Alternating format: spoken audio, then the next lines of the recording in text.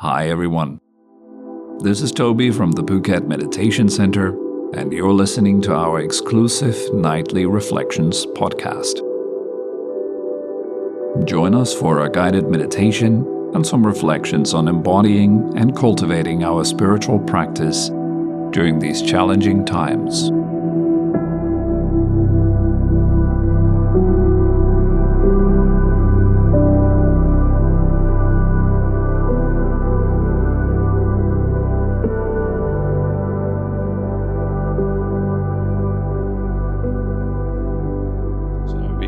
Sitting upright, the head suspended from above, the body relaxed at ease.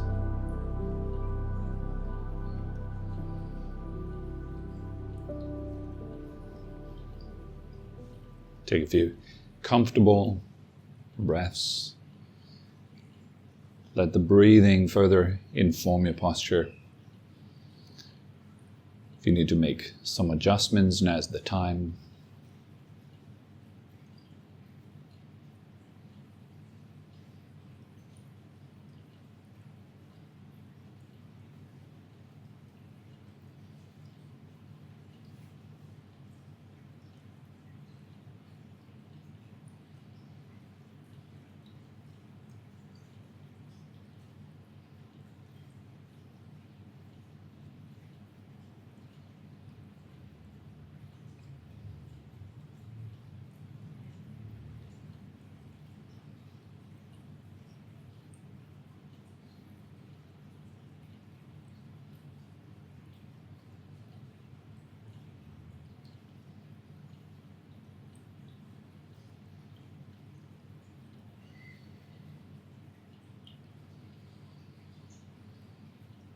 And gradually let your body become still, not fidgeting, not moving.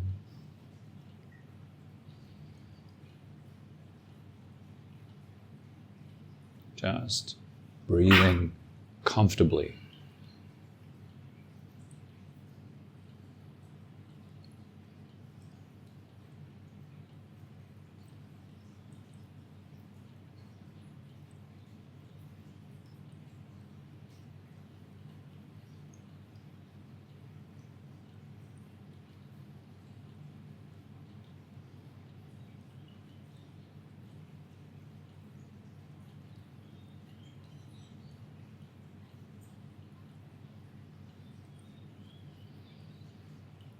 Allowing everything that presents itself to you in this moment to be just the way it is. There's nothing to change, nothing to fix.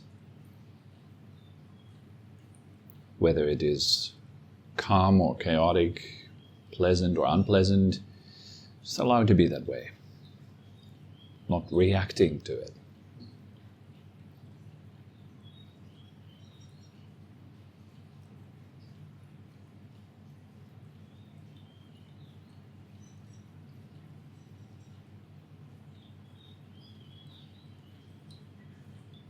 Sitting still, breathing calmly, comfortably.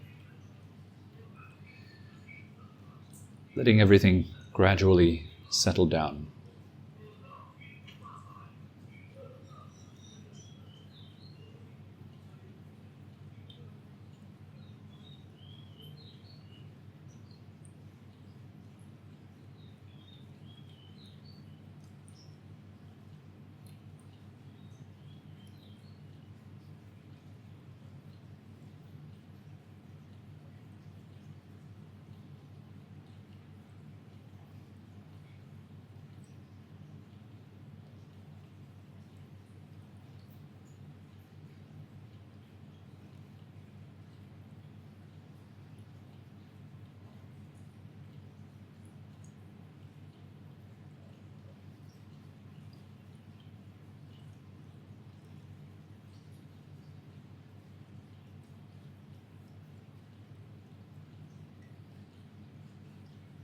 So I'll be taking it a bit deeper as you're breathing in, feeling the body. Let your body be saturated with mind, with consciousness. As you're breathing out, Notice how everything becomes a little bit more soft, a bit more relaxed.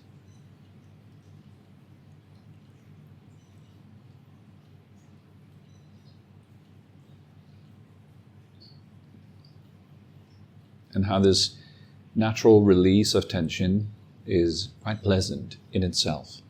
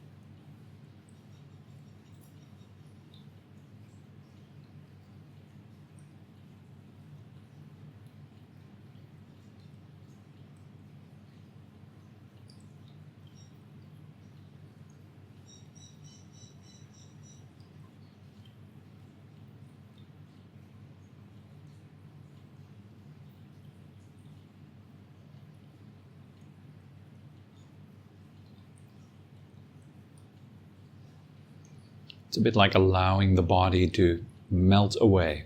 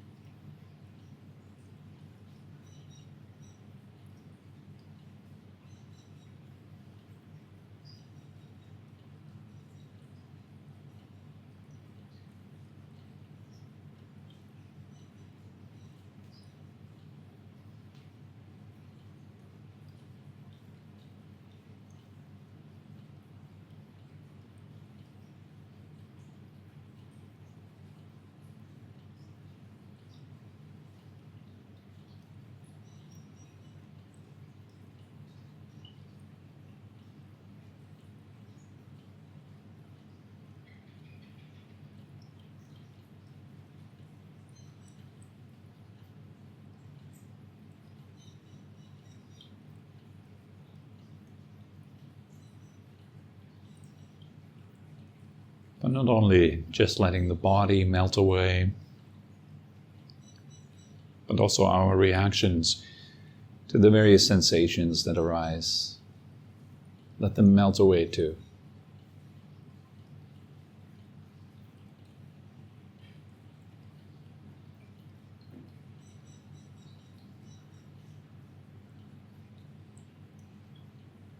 The constant habit of trying to be in control, of fighting with the body, fighting with sensations.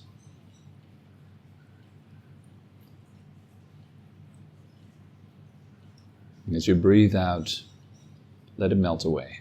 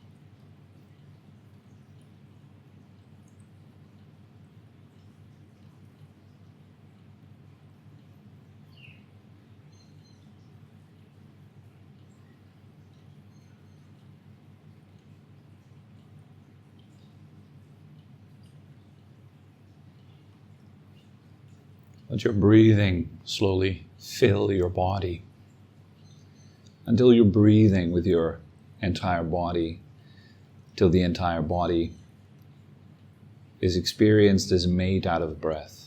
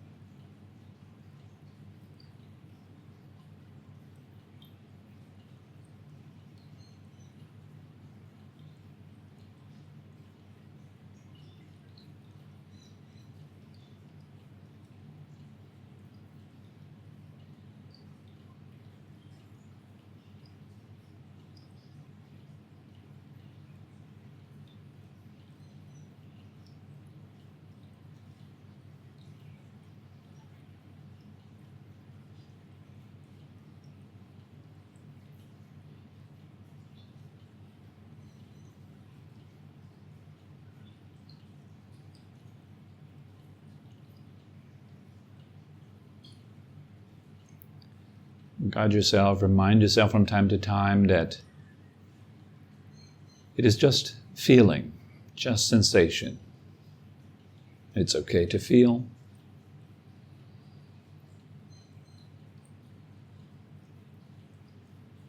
Allow all those feelings to wash right through you.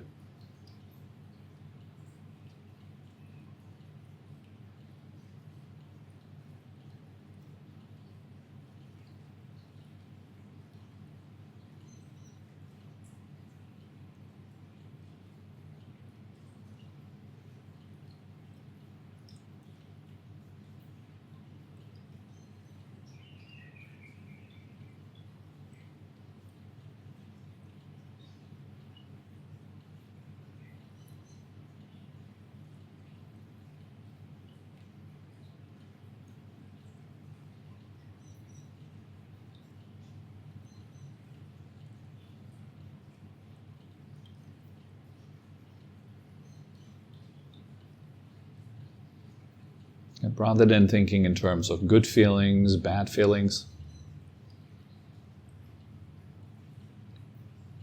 think in terms of aliveness, energy, electricity.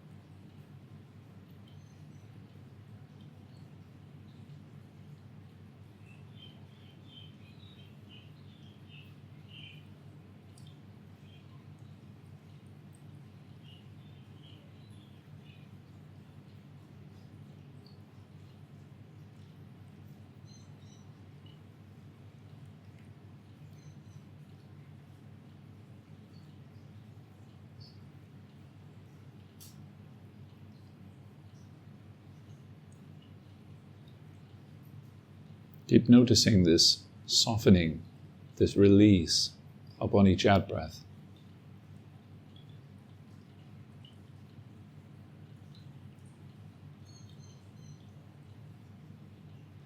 And how it makes things better.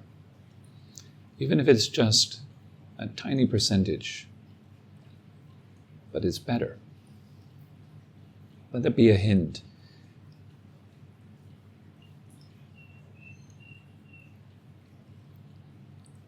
Let it guide you.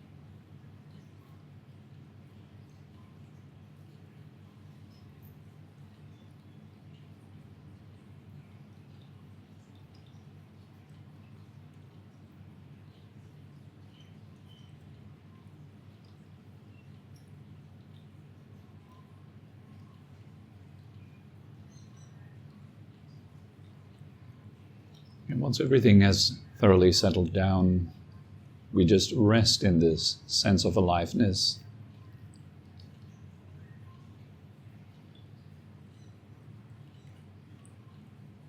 This presence. Simply being here.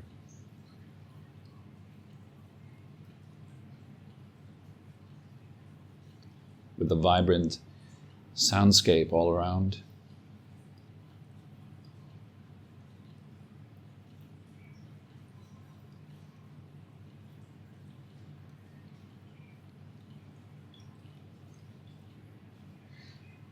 The humming of sensations inside of the body.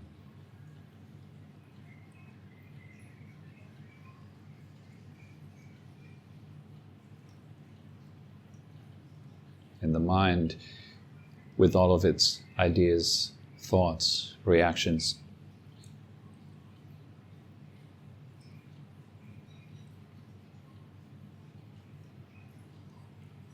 Just doing their thing.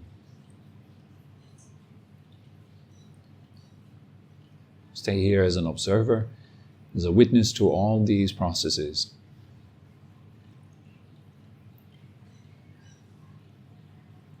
Hearing, feeling, thinking. Knowing where the attention is right now.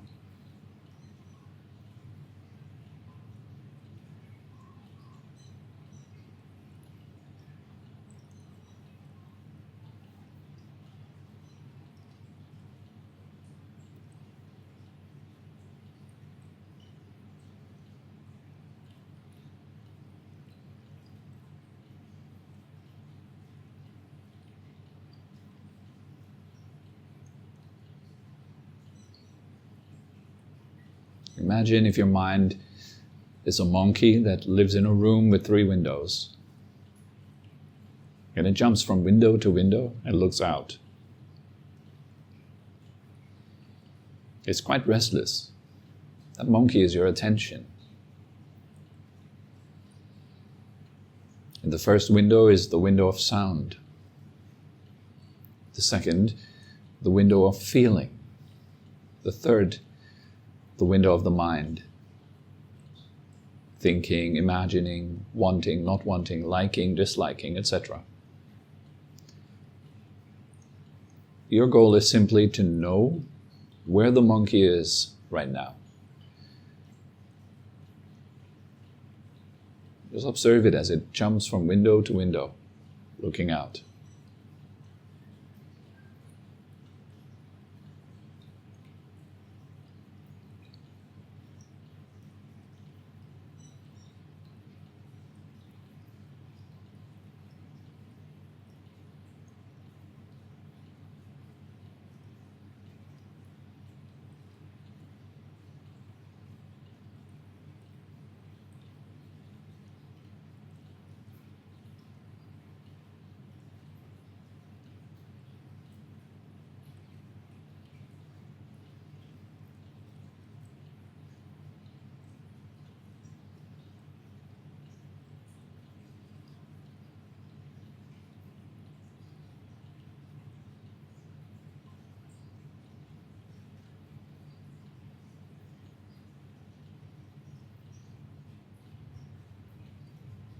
We're particularly prone to be lost in our thoughts, not an observer, but a participant, a thinker, a doer.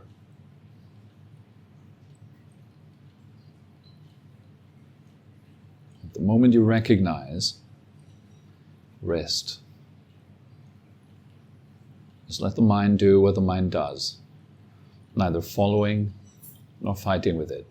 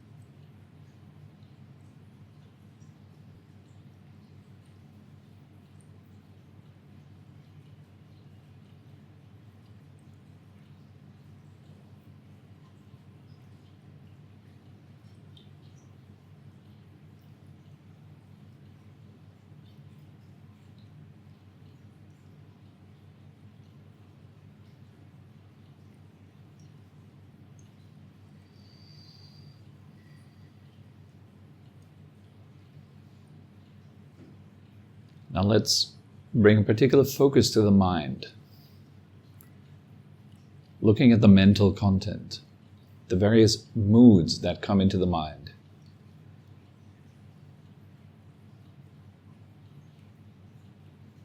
Frustration, impatience, wanting, not wanting, hoping, trying,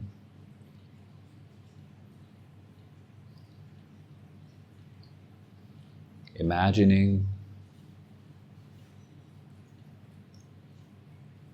complaining,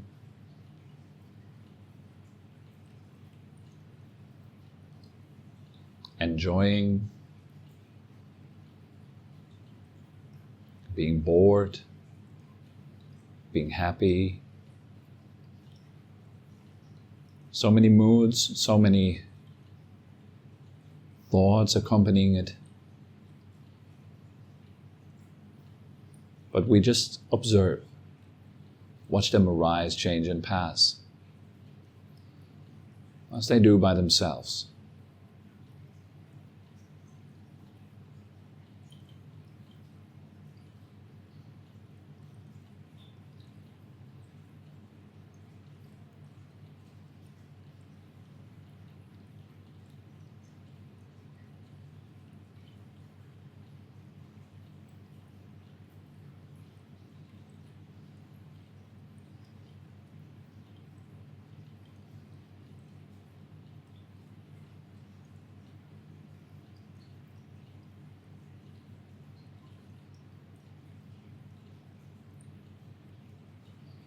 And sometimes the observer will get lost in one of the moods, so it becomes a frustrated observer.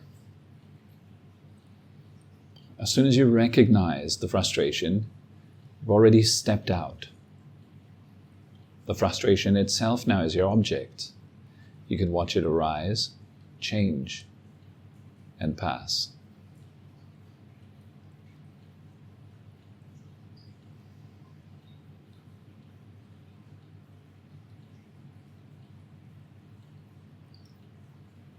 But maybe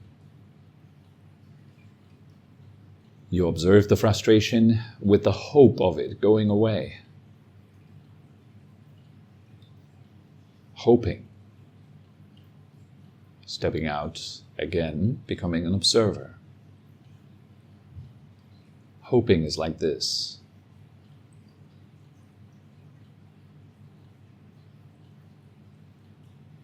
Watch it arise, change, and pass.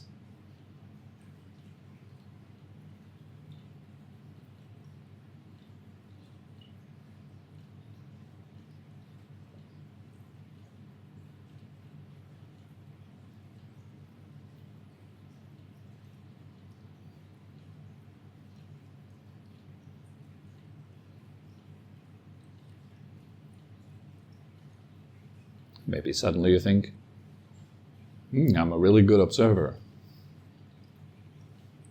Thinking.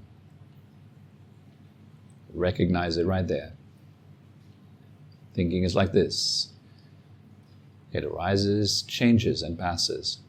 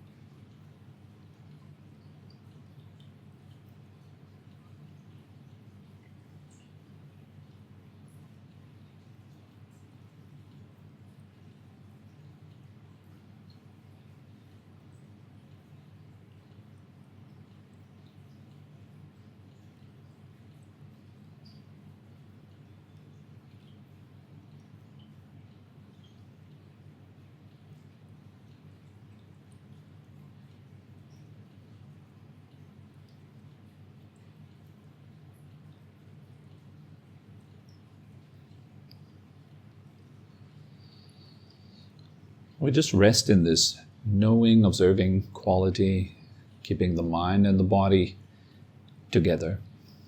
You can slowly come back, open your eyes, gently stretch a bit.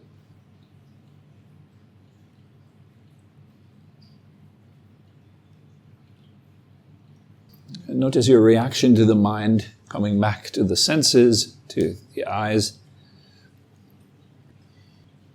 What is the mood as you're coming back? Is there perhaps a sense of sorrow or relief?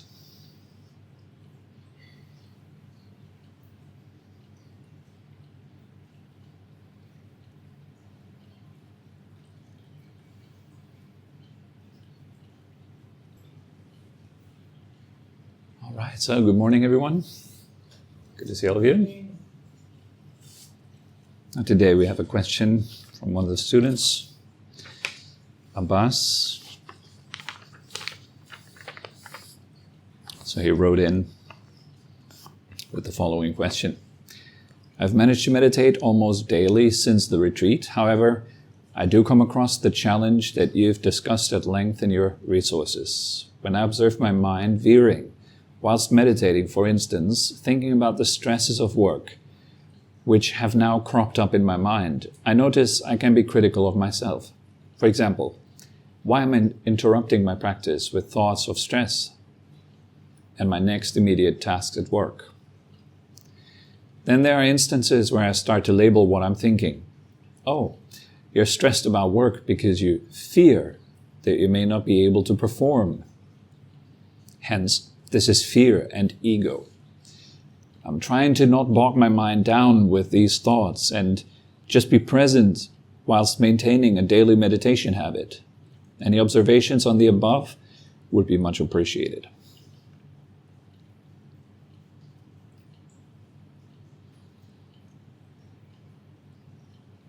All right, so he says, when I observe my mind veering whilst meditating, for instance, thinking about the stresses of work, which have now cropped up in my mind, I notice I can be critical of myself. So two things happening here. One, there is the mind simply does what the mind does.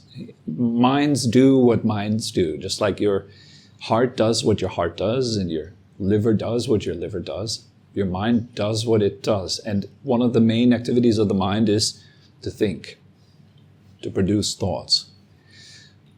Here's an instance of a memory.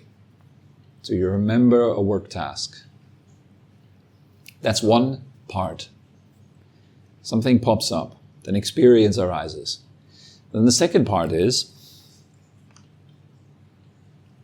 I notice I can be critical of myself. So thoughts about work pop up, and then as a reaction to those thoughts about work, criticism pops up. So we have an event and the reaction to the event. These two. Now usually the mind doesn't stop right there. It keeps going. Then it might become critical of being critical. You're way too critical, you should be more lenient, you should be more relaxed.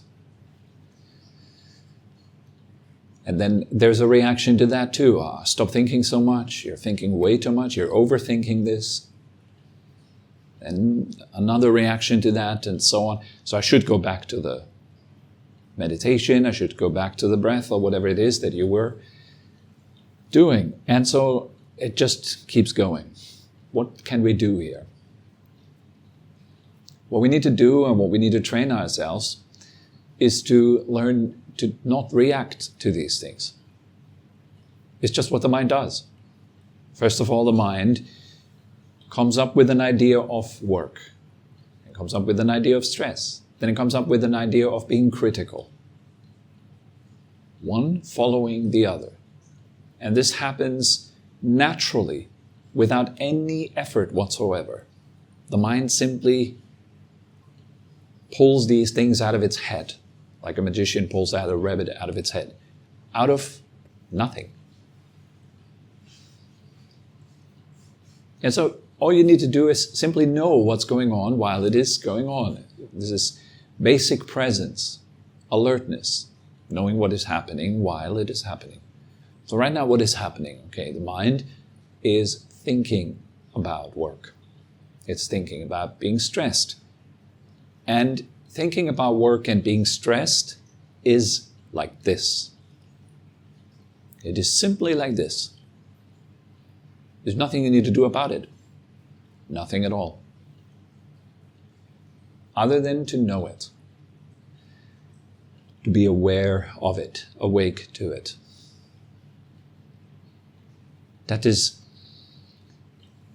really what lucidity is in its essence. It is the recognition of what is true. And what is true there is thinking. Look, the way I'm formulating it too, perhaps it helps you to feel a bit of a distance to your mind, as if it's not your mind. Imagine you would observe someone else's mind. First of all, you know you can't stop it. You can't interfere with it. You're basically just tuning into a particular radio station of someone's mind. And that mind happens to think about work. So then also you would say, well, there are thoughts about work. You wouldn't say, I think about work. You'd say, there are thoughts about work. This means you're objectifying your mind. You're not subjectifying it. You're not identified with it.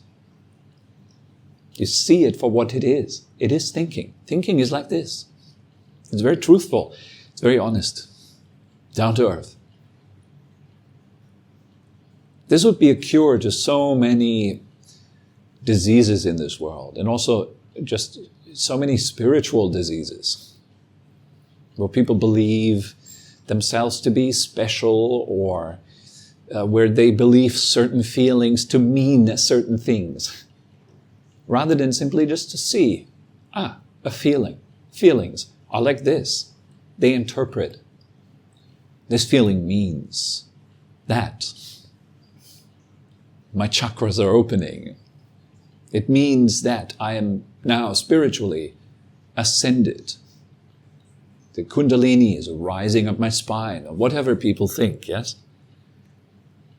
The importance here is to learn to recognize what is exactly for what it is. Do not add anything to it, and do not take anything away from it. To be with truth. So it is a practice for somebody that has a certain devotion to truth. Somebody that likes honesty. Whereas visualization and the like are not at all like that. They're not for people that like truth. They're for people that like fabrication. They like to put makeup onto their mind. Because the mind as it is doesn't please them. Their self as it is doesn't please them. So they need a lot of fireworks, light shows, and all the like. It's not what we are doing here. We simply see what is for what it is. It's a very simple and yet such a powerful principle.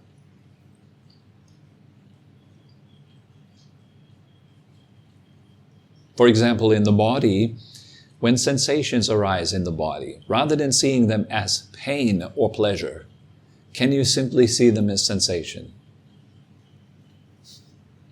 As energy? Or as movements? And they'll take out a lot of the drama that otherwise would be there. Because I tell you, most of the drama that is there is not due to your feelings in your body. It's due to the reactions to those feelings, which are highly unpleasant, especially if you're in the middle of it, if you're totally identified with it. Okay, so two things, keep that in mind. Two things happening. One is the event, the other is the reaction. Both should be known for what they are. Thinking, criticizing, wanting, not wanting, hoping, waiting, etc., etc. Whatever the mind does, know it.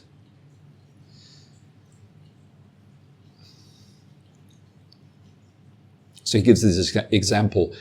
Why am I interrupting my practice with thoughts of stress and my next immediate tasks at work? What is that? Thinking. Just thinking. But that thought goes unnoticed. It has snuck behind the observer. And it looks through the eyes of the observer at what is observed.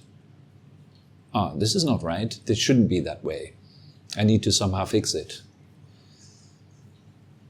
It's just a thought that goes unnoticed as thought. You're identified with it. The habit of identification in the mind is truly profound. It goes very, very deep. And I mean the layer of just talking to yourself in your own head, or judging aspects of mind with your own judgment, etc. All these things, they are just a very basic layer. They're relatively easy to let go, actually. It's relatively easy to let go of the verbal layer of mind, the intellectual layer of mind, where The mind just comes up with certain ideas and opinions and so on. Much more difficult and challenging to capture are the more subtle movements of mind, the tendencies where we lean in a certain direction, or we want something, or we don't want something. That leaning of the mind towards something. Like your attention leaning towards your eyes, leaning towards your ears, leaning towards the body. That leaning habit, we're also very identified with. Or the habit of controlling. We're also very identified with that particular habit. Wanting to control, to be in charge, to be a doer. And out of that much more subtle habit of the mind comes this notion that I am trying to meditate. And that also goes unnoticed. I'm trying to be aware. Well, you're not really aware because you're not seeing the trying. Yes? So the awareness is stained. It is not pure. It is stained by the trying mind. And so gradually, as the Buddha suggests, we should purify the mind. That purification means the mind basically letting go of everything that is not original to it, such as fabrications, thoughts, craving, etc., etc. All these things are not original to it. They are not its essence. They're like clothes. Clothes are not original to you. They're added later. Well, so we basically kind of want to strip the mind, to let go of all the content that has nothing to do with its original nature. Because its original nature already is pure. That's true. Not the concept of purity, though. And some people that meditate, they get very attached to a concept of the purity of mind, which is another one of those subtle spiritual traps. You can become very attached to a certain idea of yourself, such as I'm awake, I'm a meditation master, etc. All these absurd things. You should let that go too. Everything really needs to be let go. If you're looking for peace, if you're looking for happiness, then letting go is the way there. She keeps going. Then there are instances where I start to label what I'm thinking. Oh, you're stressed about work because you fear you may not be able to perform. Hence, this is fear and ego. What's that? It's just more thinking. Yes? But now the thinking comes as a clever mind that comes up and says like, I can psychologize my mind. I know exactly, that's childhood trauma. This is fear. It's ego. I don't like the word ego, I'm sorry. That ego, what even is that? A lot of people use this word ego. It doesn't seem to be very clearly defined term to me. It's one of those things like, just be yourself. Just live, laugh, love. Ego. That's fear and ego. Okay, fear, it's a bit more clear. Ego, whatever that means. I prefer actually the word identification. We can get identified with certain things. Awareness identifies with fear, let's say. Here it is identified with that clever recognition. Oh, you're stressed about work because you fear you may not be able to perform. I looked right through my mind. No. You're caught up with it. Right there. You're bound to your mind. Right in that instant. Doesn't matter how clever the thought is. Thoughts are not clever at all, actually. Basically, thoughts are just noise. Being stuck in the realm of thinking is being stuck in a realm of noise. And it doesn't matter how clever your thoughts are. There's some very, very clever thoughts. There's some people that can memorize entire books and then, shoot out quotes from those books by heart. Wow, impressive. He's a walking library. A true scholar. beautiful wit, sharp mind, like a razor blade. Really, no, it's just noise. It might be a fun hobby to study, study texts and learn things and so on, and nothing against it at all. Just don't confuse it for insight. If your thoughts are coming up with powerful knowledge, trust me, it's not powerful knowledge. It's thinking. Sometimes the thoughts come up that are like, wow, this is so profound. I finally got it. It's not profound. You're totally at the surface level, actually. Because you know why? Your mind's still making noise. Well, it's not profound at all. Still caught up in sentences, in words. How do we let go of this? You have to kind of seize your interest in it. You have to realize, it's just words. And you have to realize this over and over and over again, so that you then let them go, because it's just not interesting. It's child's play. It is that will make you grow up mentally, so to say, spiritually perhaps. It is that growing out of the layer of conditioning of the mind that is thinking. No matter how profound you think your mind is, or your insights are, please know it's not profound. You're still stuck in thinking. The truly profound things, they all happen beyond words. And that there is not even any kind of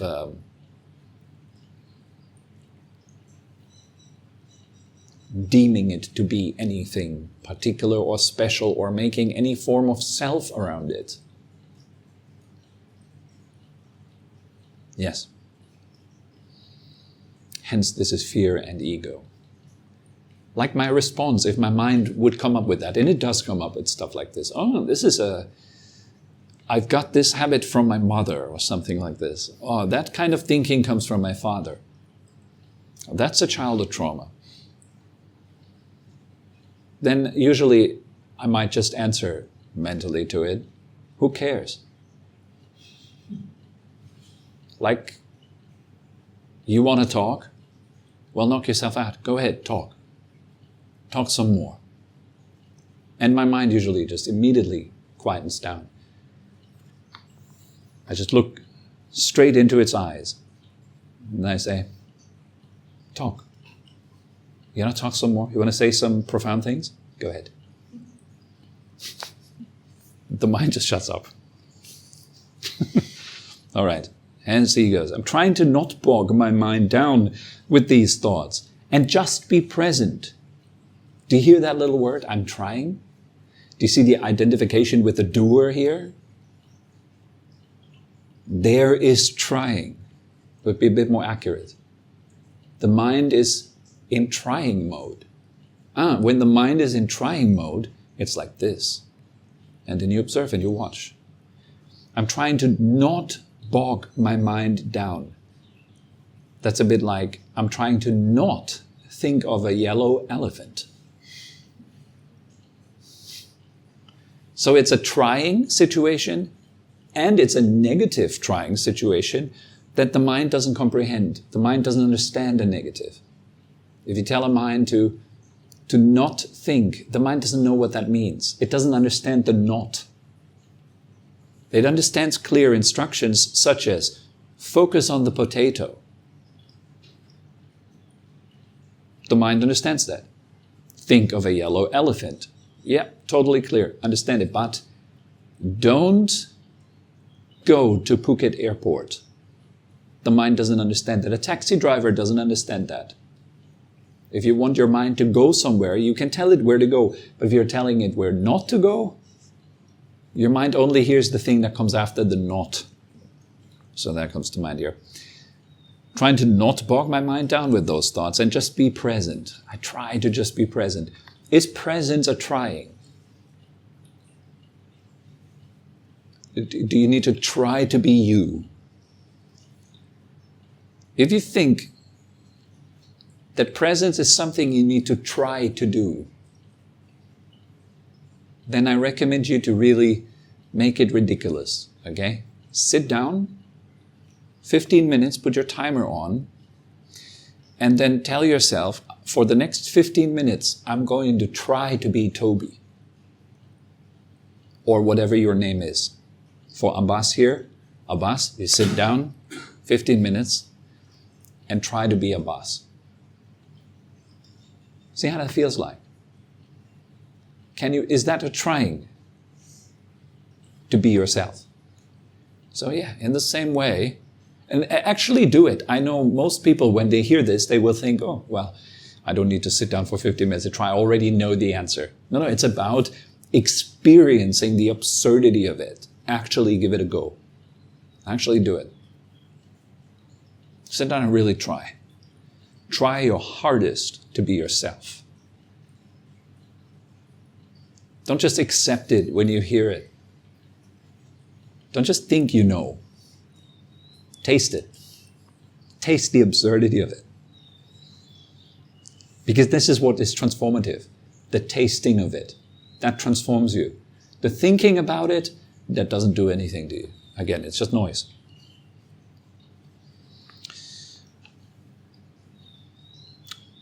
So he's trying to be present whilst maintaining a daily meditation habit.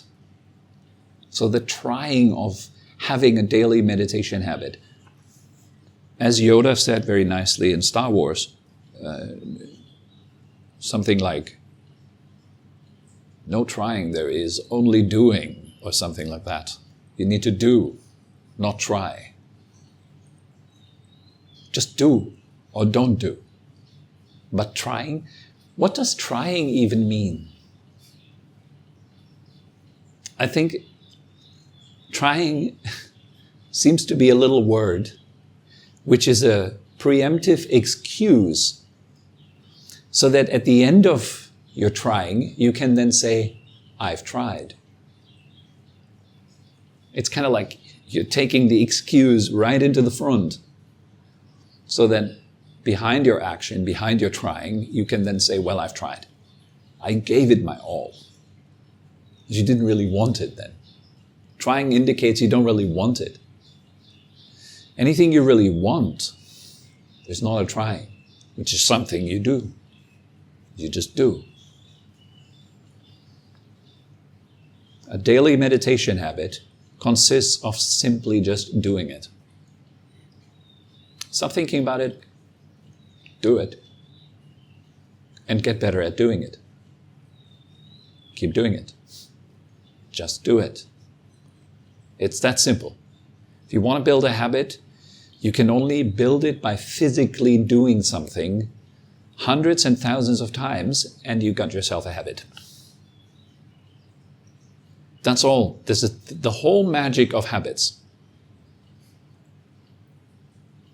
Just do. You want to be present? Now with tongue-in-cheek, I will say, just do that. And the doing here refers to recognize your presence.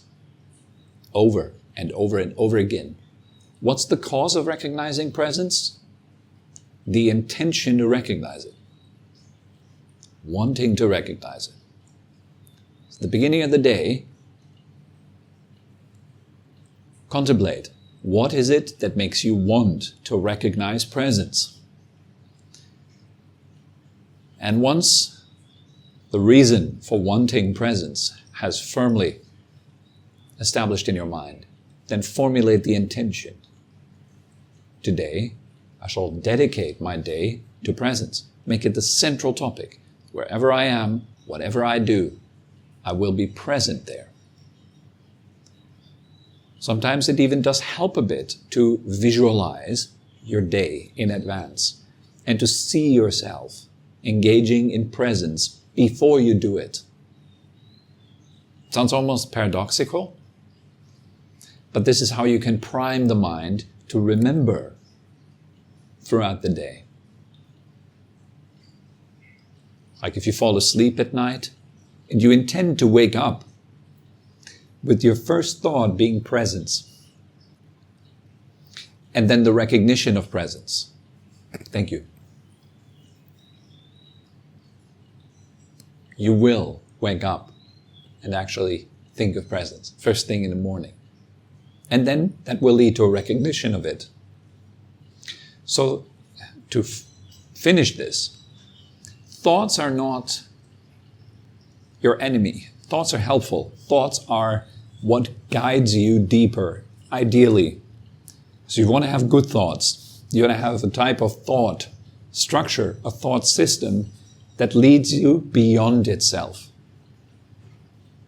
If your thoughts are leading beyond themselves, you've got a really good thought system. If your thoughts are leading to a wholesome life, you have a really good thought system. If you abandon harm and you cultivate good, that's thanks to your thoughts. And your thoughts, they're not coming from yourself. They come from everything you consume, and most importantly, the company you spend your time with. That's where your thoughts are coming from. You spend time with good people, you'll have good thoughts.